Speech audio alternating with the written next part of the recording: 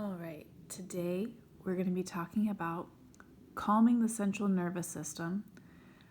This training is targeted for first responders because this is a very unique and important thing to do when you have a very stressful life and a very stressful career. So we'll hit on why this could be beneficial and we'll get started. So first, the big question, why should we calm the central nervous system? What does this mean? Within the central nervous system, there is the autonomic nervous system. And the autonomic nervous system is unique because it is meant to keep us in balance.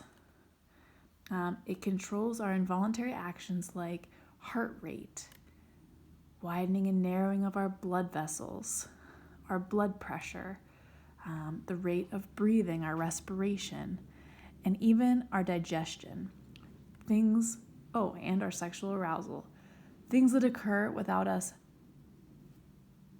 mindfully being aware of them. We are not making them happen. They are happening automatically. These are involuntary actions. When our central nervous system is not in balance, those involuntary actions are in a state of arousal. So within the autonomic nervous system, there are two parts. There is the sympathetic nervous system, which we'll refer to as the SNS, and there is the parasympathetic nervous system, which we'll refer to as the PNS. The sympathetic nervous system is what prepares the body for energetic or stressful activity. The parasympathetic nervous system is what dominates during our rest state. So it directs those maintenance activities, those involuntary actions. It's what keeps them in harmony. When our sympathetic nervous system is engaged, we are prepared for an energetic activity or a stressful event. When our parasympathetic nervous system is involved, we have reached homeostasis once more. Again, that's our rest state. So why is it important to calm the central nervous system? The sympathetic nervous system is very beneficial. It helps us act when we need to act. But the sympathetic nervous system can become harmful when we are constantly in a state of arousal. When you're in a sustained state of arousal, it's actually toxic for your body and your mind. Again, a little bit of arousal response helps you deal with something in the moment. A long-term arousal response is not healthy. Our brains are amazing. We call it neuroplasticity, which means our brains can rewire themselves based on activities that are reoccurring. So if you find yourself often in a sympathetic nervous system response, your brain could rewire itself to be more vulnerable to slipping into the sympathetic nervous system response. In this case, neuroplasticity would be working against an individual. And when you're in a constant state of arousal, when the sympathetic nervous system is constantly involved, this can lead to high blood pressure, cardiovascular disease, and heart attack. And then again, neuroplasticity is working against you. When you're constantly being stressed and engaging the sympathetic nervous system, it actually strengthens the pathways within the brain, making your brain more reactive and less able to calm down. So it rewires our brains to be more vulnerable to negative physical and psychological injury. Studies also show that neuroplasticity in chronic stress lifestyles are rewiring the brain so that the individual is under who is under chronic and cumulative stress may be existing more often in that state of hyperarousal. Again, because of this propensity for our brain neuroplasticity to rewire, it alters the brain and the body for the worst in situations where, for example, at work, you're stressed out a lot, so you're constantly engaging the sympathetic nervous system. Well, now you're potentially rewiring your brain to be in this constant state of hyperarousal. And so when you go home, maybe the kids haven't done their homework, the house is a mess, food's not on the table, and there's screaming and crying happening. Now you divert, or you kind of, I can't think of the word I want there, but you default into a stress response, where before maybe you had the ability to not default to a stress response. You just sigh and dig into what needs done. Again, neuroplasticity means the brain is altering and rewriting itself. So we want to teach our brain to not stay in a state of hyperarousal, to not always default to the sympathetic nervous system, but instead to re-engage the parasympathetic nervous system so that we are not lingering in that energetic body physical response to a stressful activity. It's so important how we manage our stress and understanding the brain and how it works, and when our sympathetic nervous system is engaged or when our parasympathetic nervous system is engaged is so important to be able to properly manage our stress. So, because of this propensity of the brain to rewrite itself through neuroplasticity, first responders are so in danger of this occurring. And that is why in this training, we're going to teach skills to the first responder population about how to manage stress and understand the brain. We're going to demystify what's going on here. Oh, yeah, that's right. So I also want to just touch on some of the things that your body is doing when you're off balance in the hyperaroused sympathetic nervous system state.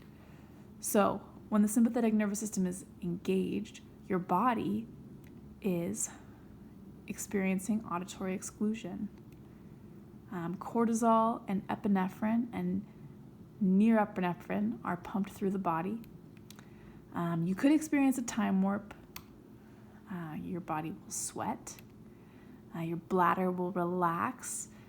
In super intense situations, that means you might go to the bathroom. Oh yeah, a really fun way I was taught is that in instances of super stress, when your sympathetic nervous system is so engaged that your cerebral cortex is no longer available to you and you're kind of acting within your primal mind, it could occur that you pee, puke, or poop, and that is normal and nothing to be ashamed of. But something that happens in extreme situations. Your heart rate increases. Your pupils dilate. You could hyperventilate. That's your respiratory rate increasing, getting more oxygen flow. Did I miss one? Nope, that's all of them. Stimulation of salivation and tears. Yeah, that's an interesting one. Yeah, so the sympathetic nervous system is doing all kinds of stuff. You're responding physically and psychologically. So there's a small breakdown. There's a lot more going on. We can get into a lot more detail, but that's what we're going to go. That's just the basics for the purpose of this training. Okay, so again, why are we calming the central nervous system? How do we do it? To get back to homeostasis, so here we're out of balance. We're tipping toward the sympathetic nervous system. Let's tip the scale back to even and engage that parasympathetic nervous system. So when the parasympathetic nervous system is engaged, your PNS, kind of everything that we went over before that physically is happening, the opposite or homeostasis is occurring in the PNS. So that means the bladder contracts, digestion commences once again. Digestion actually shuts down when the sympathetic nervous system is engaged. Your heart rate is reduced. Instead of beating in your throat, it goes back to its normal rate.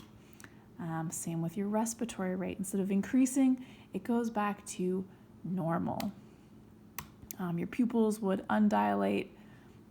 You would stop sweating. Everything that we listed before, the opposite or homeostasis would occur now in the PNS. All right, so why are we bringing this training to you, first responders? Well, this is important for you because your career is existing within so many stressors. So these are going to sound familiar to you. Long and irregular shift work. This is a stressor. This is a cumulative stressor that slowly wears you down, tires you out. Unexpected overtime. Frustrations with leadership. Oh boy, don't we all have that. Frustration with resources within the department. There's never enough money. Patrol vehicles are broken or not outfitted. There's not enough staff. Not enough medications. Not enough ambulances. The list goes on and on. Time spent away from family. And then exposure to potentially traumatic events or PTEs. You are showing up when others are in crisis. Sometimes that can wear you down, especially those certain calls. We all know which ones are the trigger for us. You show up to someone else's crisis and it just eerily reminds you of something in your own life and you can't quite shake it, and that call just stays with you. We call those calls potentially traumatic events. And then life. I made that one bigger because life is just hard. You've got all of that, and then also all the stresses of life. Family life, finances, juggling work. Work is big. Life is also really big. So all of these stressors, while very heavy and big, can be experienced simultaneously, which makes them even heavier and even bigger. It's important to know that all of these elements in your job are potentially stressful, because if you don't mitigate chronic stressors or even positive stress, eustress, it means you are vulnerable to negative physical and physiological injuries. Again, we don't want to exist in a state of constant hyperarousal where we are always within the sympathetic nervous system response. We need to make sure we are balancing ourselves and finding homeostasis. It is so important for our longevity, for our mental health, and for our physical health. These are all linked. So that is why we need to learn to calm the central nervous system. All right. So this training is geared to improve your health and performance in the short term and the long term. I'm hoping that equipping you guys with the tools for your toolbox to calm the central nervous system means that you can soothe your central nervous system and de-escalate the effects of stress on your brain and your body. And by using these tools to combat stress, all of you individuals can improve your health as well as your performance on the job.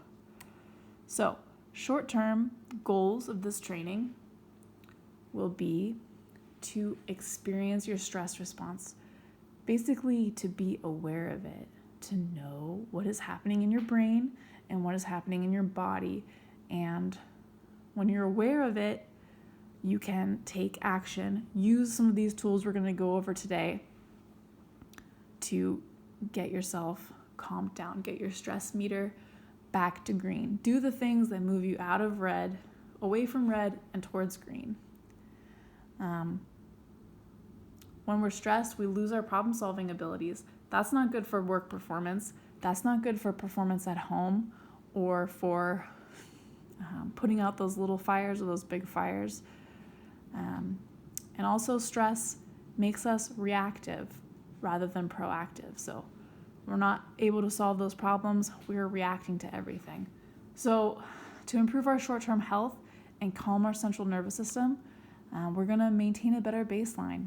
We're going to be more even. We're going to be able to deal with those problems as they come, to rise and fall with the punches. We'll be safer because we'll be more aware. We'll be able to interface better with others. That keeps us safer on the job. We'll be able to de-escalate the effects of stress on our brain and our bodies and regain control. We don't want our brain to hijack us. We want it to be in control, because when we're in control, we are moving away from red and toward green. When we're not in control, we're just operating in orange all the time or yellow all the time. So be aware, take control, and let's do the things that we need to do to move away from red and toward green to calm our central nervous system. Okay, so now we're going to go over what those things can be. I have 4 very specific things in mind that we're going to go over. Oh yeah, but let's do our long-term goals, because we are looking at a lifetime of physical and mental health. This quote, I love this quote. Chronic stress robs us of our resilience, narrows our perception of what makes life worth living, and leaves us feeling hollow. Wow, that sucks. Yeah, we need to be aware and move toward green, be in control. Because an imbalance of levels of cortisol and other stress hormones cause physiological and psychological wear and tear. And we call this wear and tear allostatic load. And the allostatic load theory is that if we have too much of this physiological and psychological wear and tear, it increases our risk for heart disease, diabetes, obesity, colds, flu, depression, anxiety. The theory is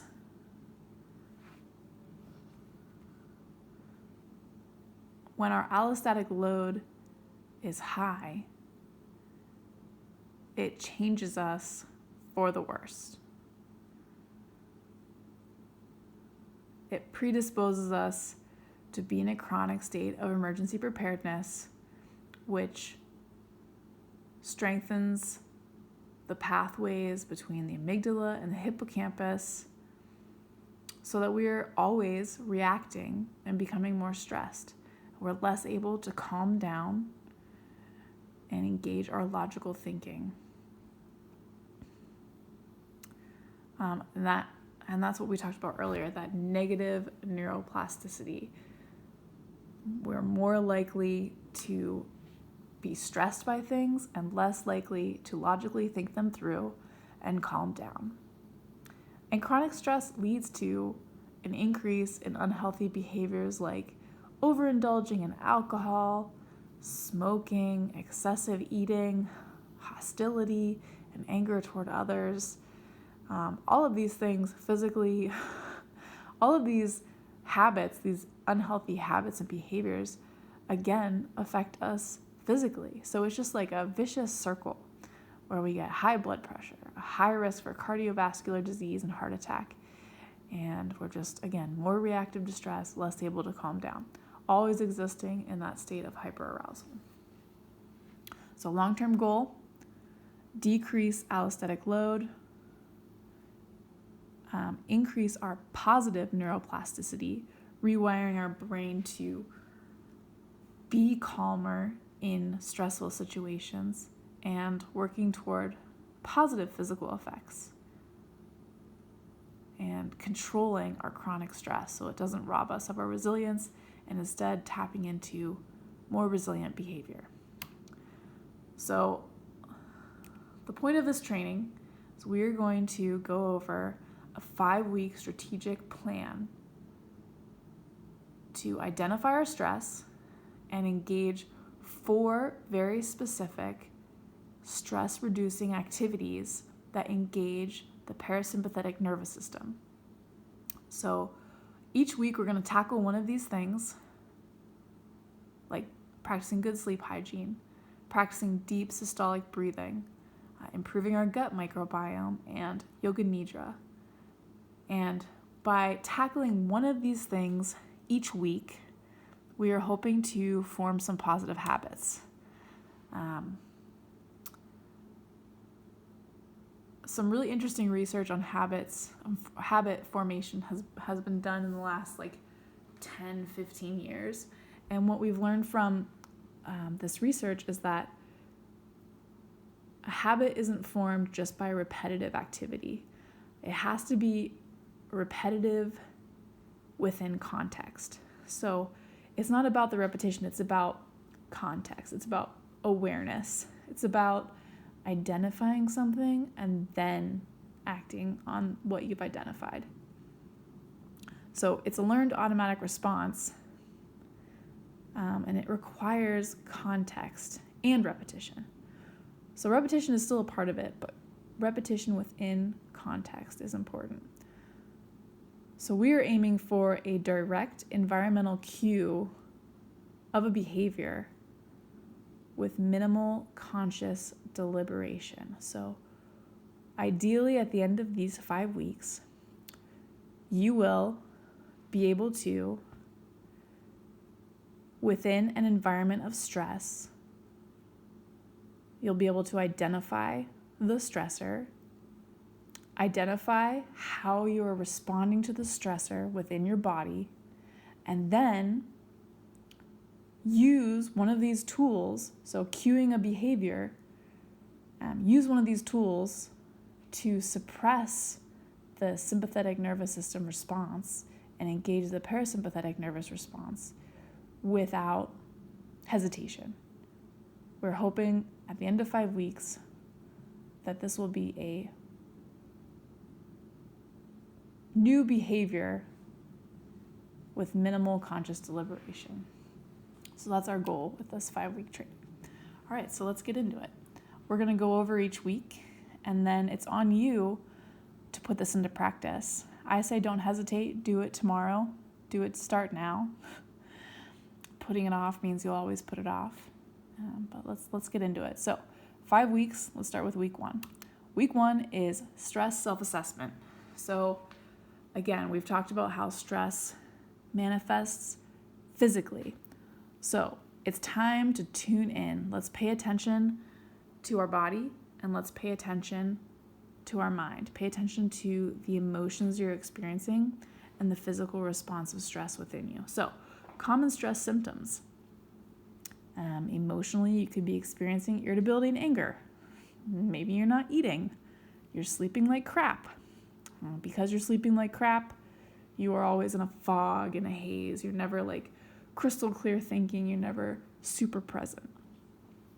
You could be experiencing chest pain. Acne. Acne is a big one. I get acne when I'm stressed. Back pain. That seems like a weird one, doesn't it? No. Somatic experiencing of stress means it could manifest in your back. It could manifest in your neck. It could manifest in your jaw. It's been proven that, the somatic experiencing is a specific therapeutic technique that people use now. So yeah, that's definitely a thing. Headaches, that's an obvious one. Feeling a lack of energy, super unmotivated, couch potato. That is a common stress symptom. Digestive problems.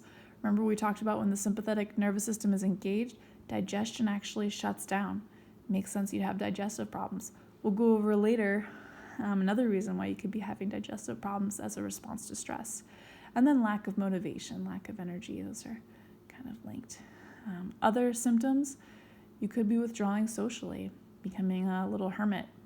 You have no energy to engage with others, feeling anxious, fatigued, depressed, experiencing panic attacks, post-traumatic stress disorder, negative thoughts, leaning heavily on substance abuse, frequently crying, having angry outbursts. So on the left, the common stress responses are physical responses. On the right, we've got psychological responses. These go hand in hand. You could be experiencing all of these. You could be experiencing one of these. You could be experiencing a random combination of these. Know that these things are common stress symptoms. They are directly related to what's going on in your brain, being in that hyper state of arousal. You got to pay the piper. All this stuff trickles down, and it's like a dye test. It comes out. So week 1, we're going to focus on tuning in. If any of these things are resonating with you, please write it down. Please be mindful as you go through your day. Oh, my kids want me to play with them, but normally I would jump at the idea of playing blocks, for an hour after I got work during my only slot of free time, but I can't get off the couch. My head hurts. My jaw hurts. I'm so fatigued. I want to go to sleep, but I can never fall asleep. And I'm just angry at them for no reason. And I want to grab a stiff drink of gin. This could be, your script. That could be telling you that you are chronically stressed. So we want to pay attention to this. Be mindful this first week and try and pick these things out. So as we're being mindful, so all of week 1, we want to be mindful of these things.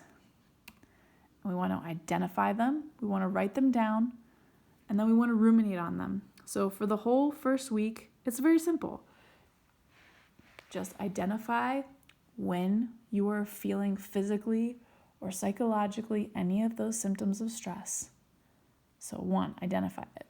Then write it down. Write it in a notepad on your phone. Write it on a Post-it note on your mirror in your bathroom. Put it on the fridge. Put it in your journal. I don't care. Just make sure it's written somewhere. This is your homework for the week. And then I want you to ruminate on it. So I want you to, when you're thinking about it, when you're ruminating on it, I want you to try and create the narrative. Just like what I was saying before. Johnny wants to play blocks. He's 2 years old. He has no idea the day you had. He's just pure joy when he sees you walk through the door and wants to connect with you.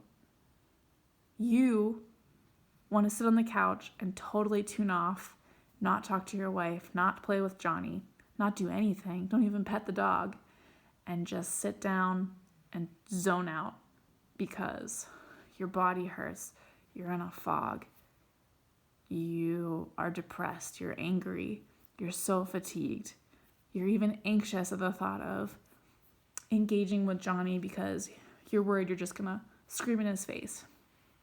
Think about that response, and is it appropriate to the pure joy of Johnny when he sees you walk through the door?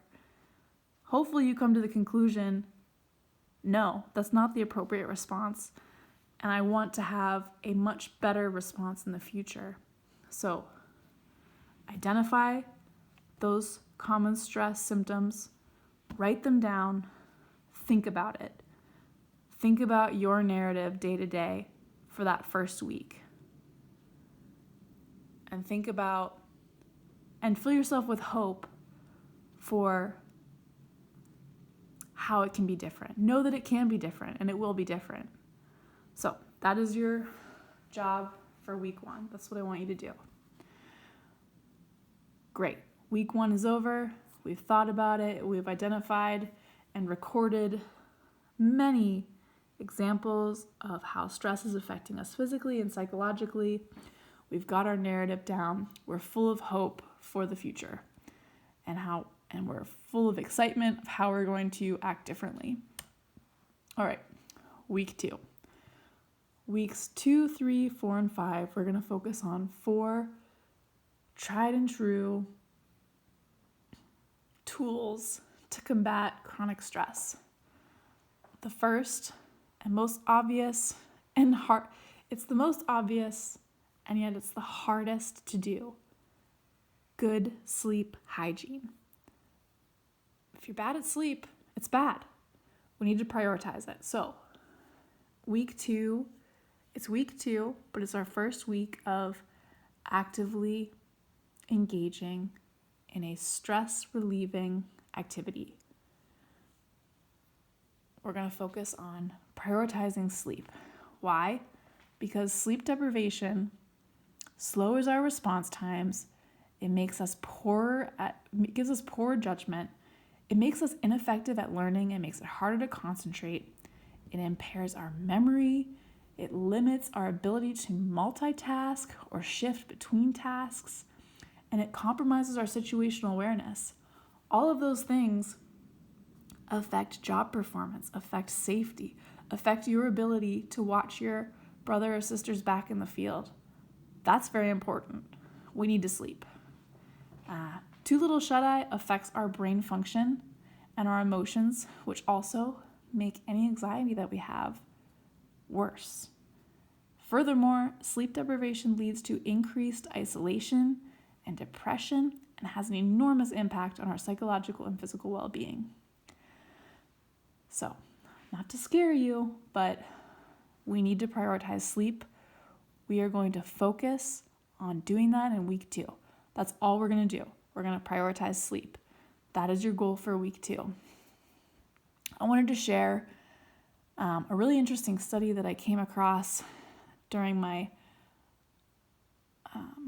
readings. It's by a neuroscientist at UCLA named Gina Poe.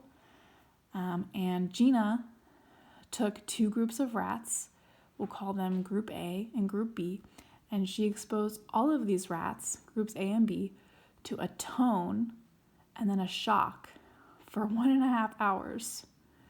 And then she took Group A and she let them go right to sleep. And Group A that went right to sleep after the being shocked with this tone for 1.5 hours had very restless REM sleep. And then Group B, she did not let them go right to sleep. She kept that group awake for 6 hours, had them playing and eating and doing normal rat behavior and calming down. And then after 6 hours of that, she allowed that group to sleep. Group B had very good REM sleep.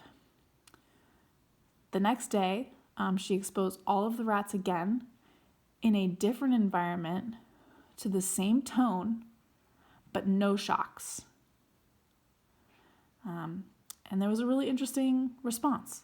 Group A, the group that went to sleep right away and did not have good REM cycle sleep, when they heard the tone, they freeze. And they just stay like that in a super stressed out flight response where their sympathetic nervous system is engaged. They're experiencing all those super traumatic physical symptoms like auditory exclusion, tunnel vision, time warp. I don't think rats sweat, but if it was a person, they'd be sweating. Maybe they would pee, poop, or puke. They were just like super stressed out. Group B, however, when they heard the tone, initially they would freeze for a few seconds, and then they would move around and continue doing normal rat behavior, like normal. This, whatever, rats, tones, shocks.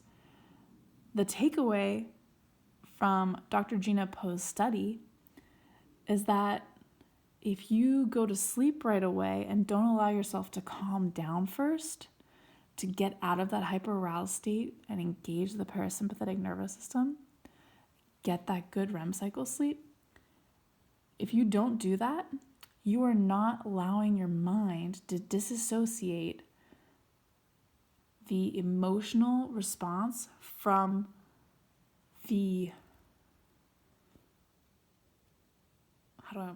from the activity.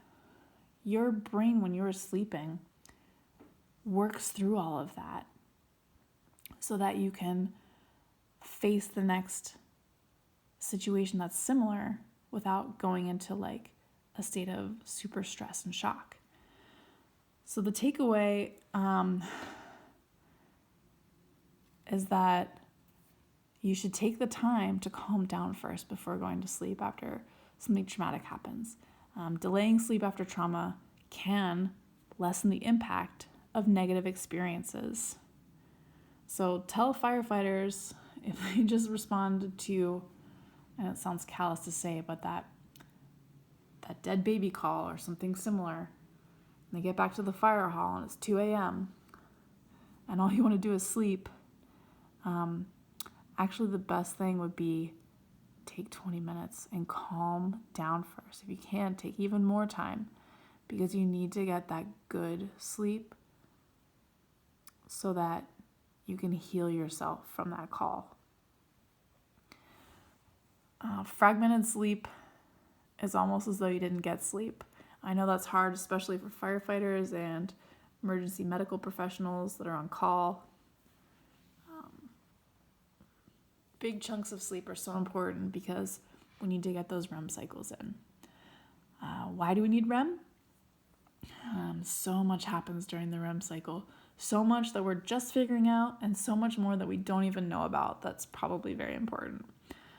Just to list a few, when we're in REM, the hippocampus is sorting out all of the activities that happen during the day that are like our short-term memories, and filing all of those things that happened away into our cerebral cortex, making those things long-term memories, and then clearing our slate of the hippocampus so we can approach the new day tabula rasa with a blank slate.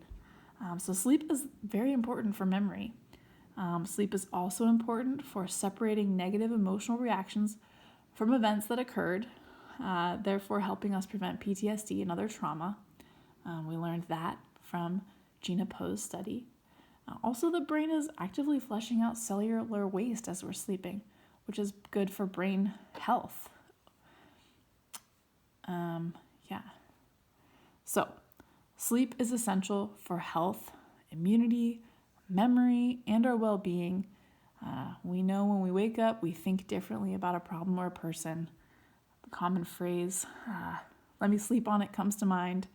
We know when we have a refreshing sleep, and we wake up and chew, and we reapproach something we've been chewing on previously. Gosh, we just have a new angle or a new aha moment. It just gives us so much positive energy toward things.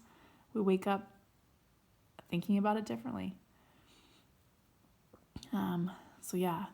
The takeaway again from that study for first responders, sleep deprivation of first responders leads to increased isolation and depression, and has enormous impacts not on just our psychology, but our physical well-being as well. That's a quote from Susan Farron from the Mysteries of Sleep documentary. Sleep is incredibly important. I know fragmented sleep is like the bread and butter of the first responder world. It's hard to get away from, but on your days off, prioritize sleep. On your days where you are working, prioritize sleep as best you can. When you are going to those horrible calls that stay with you and rattle your cage, calm down first before you go to sleep. Take the time to get out of that sympathetic response, that stress response, that hyper-aroused response. Get calm, then go to sleep. Sleep on it. Strategies to improve our sleep, since we are taking week 2 to prioritize sleep. If you're having trouble sleeping, a great thing to do is exercise. 150 minutes, moderate to vigorous exercise has showed a reduction in daytime sleepiness and a 65% improvement in sleep quality, according to a study by Greenberg in 2016. Walking, running, swimming, doesn't matter. Just walking, moving your body. Exercising doesn't have to be getting your sweat on. It just means moving your body. Another great thing to do is protect your sleep environment with earplugs. so you're not disturbed by sounds. Eye mask, so you're not disturbed by light. Blackout curtains are great. I like the eye mask because it stays with me. White noise machine and reducing ambient light taken before you go to sleep, during sleep as well, can promote uninterrupted sleep. Another thing is, if you're not doing crazy shift work, take in the sunrise and the sunset every day from outside. If you have a dog, dogs are great. Get outside, walk your dog, do it at sunrise, do it at sunset. Doesn't have to be long. When we take in light, like the sunrise or sunset, it helps set our circadian rhythm, our body clock. And when our body clock is tuned up right, it's like, think of it like winding a grandfather clock to keep it on schedule.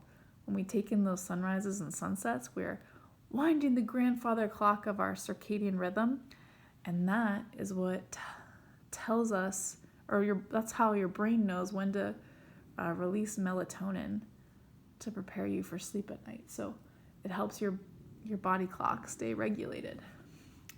Another thing, if you're having trouble falling asleep, drop the temperature. Get cool, because our body temperature actually drops 2 to 3 degrees when we are falling asleep. So if you artificially do that by dropping the temperature in your room, might help you initiate sleep and stay asleep. The optimal sleep temperature is 65 degrees Fahrenheit. Another great do for improving sleep, keep a schedule. On your days off, try and maintain your workday sleep schedule. If you're only sleeping like 3 or 4 hours, don't maintain that schedule. But what I mean is, like, if you're waking up at 5 a.m., working out, and then going to work, on your days off, still wake up at 5 a.m. Still go to bed at 8 p.m. Don't stay up till 3 in the morning binging Netflix because it's your day off. Keep that same sleep schedule. Keep your circadian rhythm the same. Don't throw a wrench in it. Don't use pharmaceutical aids to sleep. I mean, you can, but that is a short-term solution. If you use them as a long-term solution, you are using them as a crutch and you are not getting the sleep that you need. A lot of pharmaceutical sleep aids actually mess up our sleep cycle, and we don't wake up at the end of a REM cycle. We wake up at the end of like an NREM cycle, which makes us foggy for like the whole day. I don't know about you, but like when I get sick and I do NyQuil, that whole day afterwards, I am so foggy. And it's because a lot of studies show it's because those pharmaceutical sleep aids don't have us waking up at the end of a REM cycle. They have us waking up at the end of an NREM cycle, which is just not ideal for clarity, mental clarity. Also, they can be addictive and lead to other very big issues. So keep that in mind. They can be a short-term solution, but don't use them as a full-time crutch. Don't rely on alcohol to sleep. It actually reduces your melatonin release. It greatly reduces your REM sleep. You kind of just skip over REM totally. And again, we know REM is critical for memory and emotional processing and regulation and so many other things, known and unknown. So we don't want to skip those REM cycles. It's like a common adage, like 2 beers and then I'll be able to go to bed. Don't do it. Do other things. Do the do's. Don't do the don'ts. Get that good sleep. So, week 2, prioritize sleep. Practice good sleep hygiene, which helps us get better sleep, which helps us combat stress, helps us, wake up on the right side of the bed by getting good sleep. It'll help so much, our mental state and our physical state. So that's week 2. The whole week 2, just prioritize sleep. Sleep more, sleep better. It's easy. That's all you gotta do week 2. All right. Week 3. Week 3, we're focusing on breathing. And breathing, it seems so simple, our breath is actually connected to our parasympathetic nervous system, the PNS, through the vagus nerve. Vagus is Latin for wandering, which is appropriate because the vagus nerve attaches to our brainstem and goes all the way down our spine to our gut. It actually connects the gut to the brain. And this connection is stimulated by deep diaphragmatic breaths. It seems so simple, and it is because evolution has made it that way, but breathing is so important to help engage the parasympathetic nervous system and calm us down. When you're breathing, we call this vagal tone. So when we inhale, it speeds up the vagal tone. When we exhale, it slows it down. When you increase your vagal tone, it makes you more efficient at relaxing, which makes you better at regulating your blood sugar, reduces your risk of stroke and cardiovascular disease. It improves your digestion. Again, that vagus nerve is connecting the brain to the gut. It reduces migraines. Oh, there's so much. It's so much good. That good vagal tone is also associated with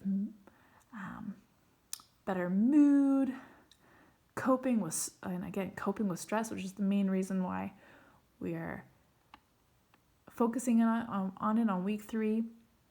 It's just so much. So that good vagal tone occurs when we're breathing through our nose. In deep through the nose, engage your stomach, calms you, it's restorative, it boosts digestion. And again, the most important thing is when you're breathing deep diaphragmatic breaths, triggers the vagus nerve, which triggers the parasympathetic nervous system. Lower vagal tone, that negative, that mouth breathing, that shallow breathing that's only from your chest, actually triggers the sympathetic nervous system.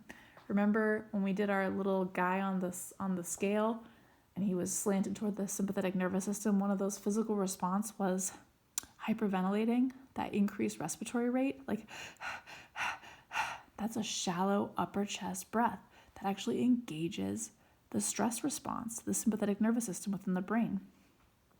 By mindfully slowing that hyperventilating down and engaging the diaphragm, breathing in through the stomach and out, calming and restorative breath, that engages the parasympathetic nervous system, which gets our little guy on the scale back to horizontal, back to homeostasis.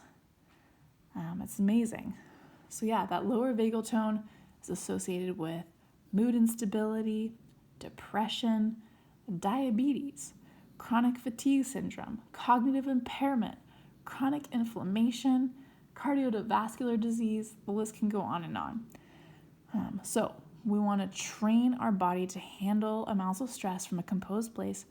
We want to stop breathing shallow from our chest and engage the deep systolic breath that goes in through the nose, out through the mouth, engaging the stomach. So the focus for week 3 is to take those stressors that we have identified, written down, and ruminated on, and as they come up on week 3, as those stressors come up, we are going to mindfully breathe them out. So, you come home from work. You are feeling anger brewing. You want to go to your couch and disassociate. Johnny comes up to you to play. You start having your anger response. It's week 3. You know you're supposed to focus on deep systolic breathing. Say something to Johnny like, Johnny, give me 5 minutes. I'll be back. Go into the bathroom. Find a private space. And do deep systolic breaths until you feel your physical symptoms change, your emotional state change. You can inhale through your nose, the anger. Exhale that anger out of your mouth and release it. Inhale through your nose, the stress and anxiety, and then hold it in your belly, and then exhale that stress and anxiety out of your mouth and release it and let it go and feel it melt off of you and be calm. And we know from the brain that you are in a sympathetic nervous system response, and you are using your vagus nerve to engage the parasympathetic response.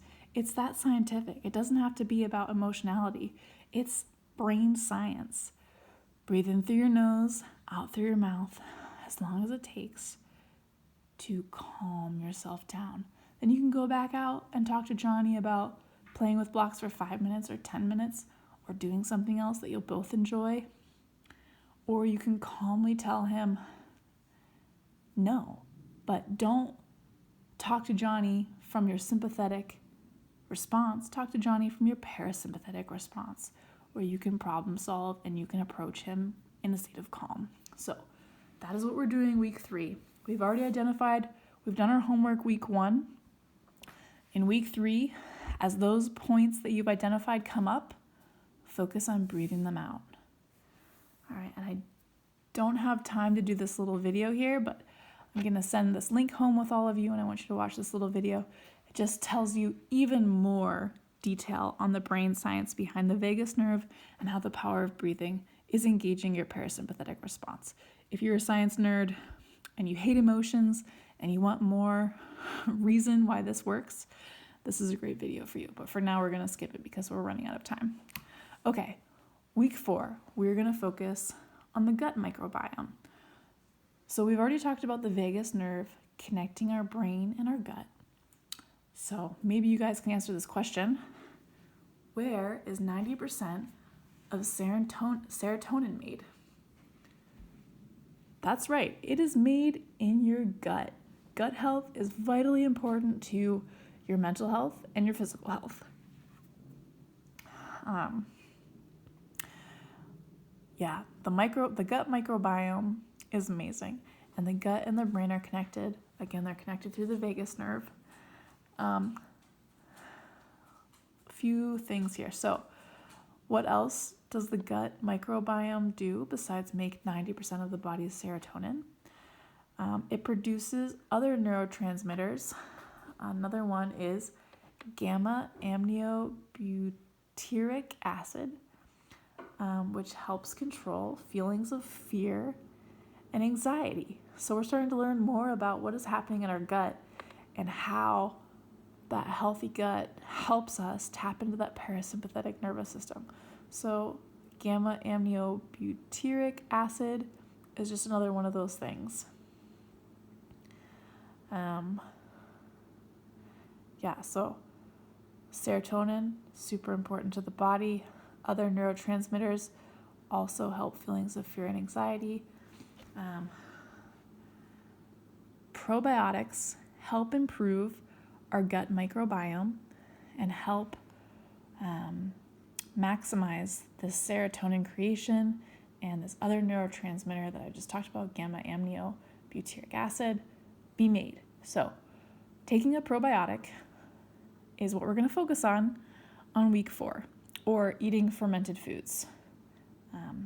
If you have any food allergies, there are so many different kinds of great healthy foods for your gut. I'm going to list them on the next slide. Find a few that work for you.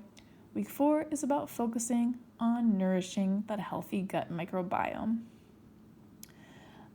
There is a study that found that taking a probiotic called galactose-ligosaccharides, probably butchered that, galactose-ligosaccharides, it's called that, for 3 weeks, significantly reduced the amount of stress hormone in the body. Specifically, we're looking at the stress hormone cortisol. So a probiotic actually helps the body reduce the amount of stress hormone of cortisol released. That's amazing. That's mind-blowing to me. So week 4, we're going to form the habit of taking a probiotic and improving our gut microbiome so that we can reap all these wonderful things.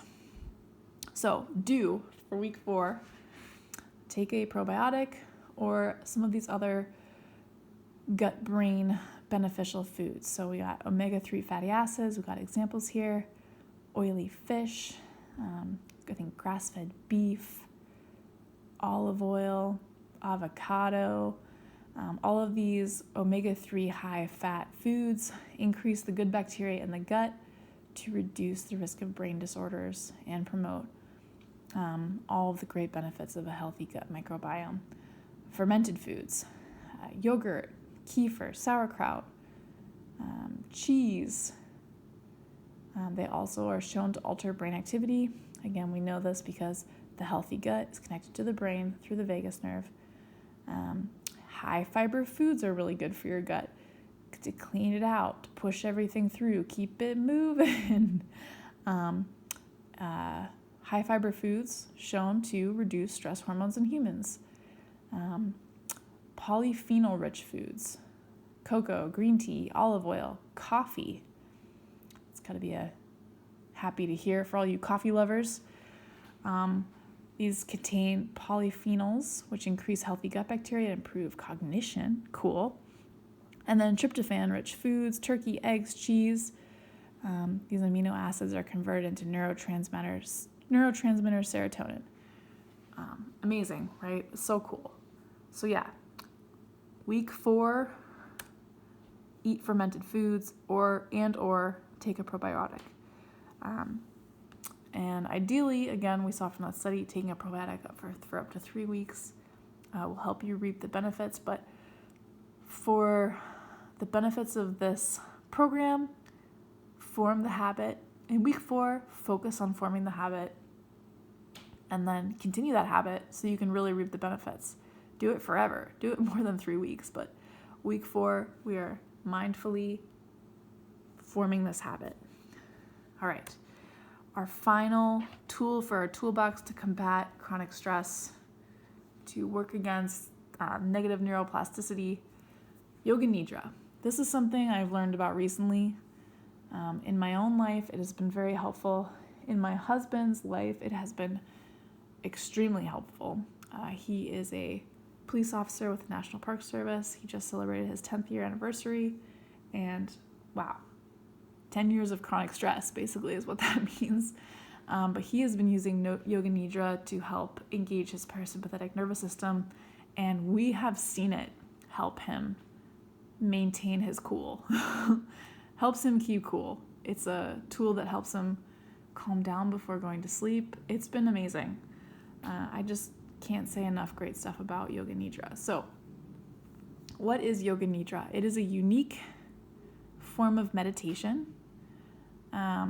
which we are calling NSDR, which is non-sleep deep rest. It is basically a way to reset the nervous system and gain emotional stability, make it easier to fall asleep. But really what it is a tool to use the body to control the mind and explore the mind-body relationship. And what's great about it is it doesn't require much time and it has so much positive effect. So in the picture here, I want you guys to see there are so many options. You can do a 30-minute, 20-minute, 12-minute, a 6-minute version. But in a nutshell, what Yoga Nidra is, it is mindful meditation, but it's not like crazy, like people think, oh, you're meditating, you have to like clear your mind, or you have to focus on your, focus on your mantra and say it over and over again. That's meditation. This is a form of meditation that basically a full body scan. It's a guided meditation where you are focusing on your body, like how your body feels against the floor, how your tongue is positioned in your mouth, the effects of gravity, focusing on your breathing. It actually includes systolic breathing in it. And you're taking stock of your body and you're breathing deeply using that systolic breath, and you're engaging that vagus nerve and engaging the parasympathetic nervous system, and you are letting everything else melt away. And it's just like, it's like taking your central nervous system, if it were a sponge, and wringing it out so that it's dry and ready to absorb something else. Just wringing out all that stress so that it's ready to absorb other things. It's incredible. Highly recommend it. And it's your homework for week 5. Week 5, I want you to do yoga nidra every day. Doesn't matter how long, but that is what you're going to do. This link here links you to all of the yoga nidras. This is Allie. What's her last name? I forget. Allie, oh, here it is. Allie Boothroyd. I love her. She's got like 500 guided yoga nidras on YouTube for free with no ads. So it's going to be easy homework. Just queue up one of those and do it. I do the same one over and over again. I don't need diversity, but if you get bored, there are so many to choose from. Again, there's like 500. But that is week 5's activity. So send you all home with that link. Again, that homework that you did in week 1 is so important because for week 5, it's the same thing. You're going to, when those stressors come up and you've identified them, you're going to take some time for yourself and practice this no sleep, deep rest activity that cleanses your central nervous system, wrings you out, and prepares you to receive more and gets you to that state of calm. Basically engages the parasympathetic nervous response. And the other important thing is to reflect on how this changes your stress level. Be aware of if it's helping or if it's not helping. If it's not helping, well, you're going to do it for all of week 5 because that is your homework. But if it's not helping, you can let it go and try something else. There's so many different types of meditation. Again, we've gone over 3 other great tools to engage the parasympathetic response and get you out of that hyper-aroused state. But if it is working, be aware of it. Reflect on it and reflect how it's working. And that is your homework for week 5. Guys, I hope this is all super helpful. It's very simple. We've broken it down to tackle one thing each week, which I think is manageable. But again, you're doing something out of normal. You're trying to form a habit. I get it. There are some barriers to the effectiveness of this training. Mostly, the biggest barrier is if you don't do your homework week 1, you need to tune in on week 1 and really do that work. Be honest with yourself. Find those common stress symptoms, physical and psychological, and write them down and ruminate on them. Really, if you don't do the homework week 1, it compounds as the weeks go by. So do that homework.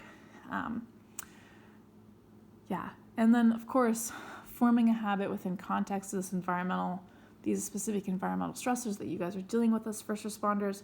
I get it. It takes more than 5 weeks. But we are building a foundation here. Stay with it.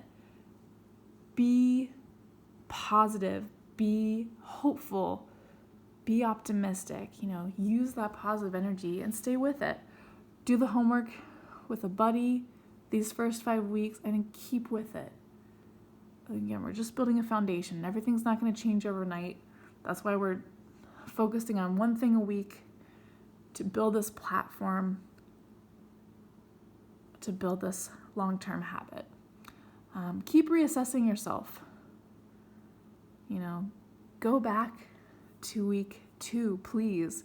Always focus on that positive, good sleep hygiene. If week 3 really worked for you when you're done and it's week 6, go back to prioritizing breathing. Go back to prioritizing yoga nidra.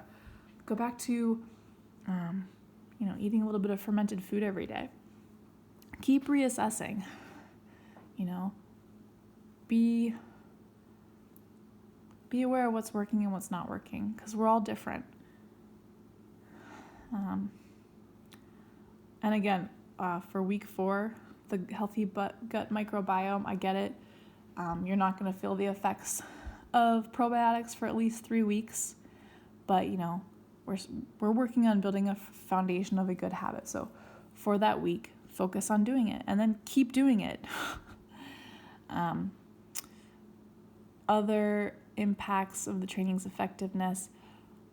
NSDR, you can do it sitting up. You don't have to be laying down. My husband does it on the couch. And then he told me he does it. So I get it, it's hard to do in a work setting, especially when you have to be in the present with other coworkers. But if you're if you're law enforcement and you have your own patrol vehicle and you have time to like roll into a parking lot, again, it could only take 6 minutes. It could take 10 minutes, 20 minutes, 30 minutes. You can do it from your driver's seat. Just put the car in park, do a yoga nidra, get yourself calm so you can find your calm, move away from red toward green, and then your day will be so much better. You'll be safer. You'll be better at solving problems. You'll be a better coworker. You'll be a better law enforcement officer. You'll be a better first responder. So get creative, find places to do it. You can do it in your bunk at the fire hall, in your patrol vehicle, back in the ambulance, and then work it into your home routine as well. And then, of course, good sleep hygiene. That is a tricky one, especially when you're at work. I recognize that fragmented sleep is part of being a first responder. It's part of call outs. It's part of the high call volume that you guys are dealing with, especially in these COVID times. I know it's difficult to avoid fragmented sleep when you're on shift and you're being called out. But at home, reprioritize it at home. I do this thing as a new mom where when my baby goes to bed, I stay up for like 4 hours. I couldn't tell you what I'm doing in those 4 hours, but I know it's not productive. I don't remember it. I would be better off sleeping. I'll be better mom the next day, and I'll be better at being myself the next day if I prioritize that sleep and get myself to bed instead of just wandering around the house, dusting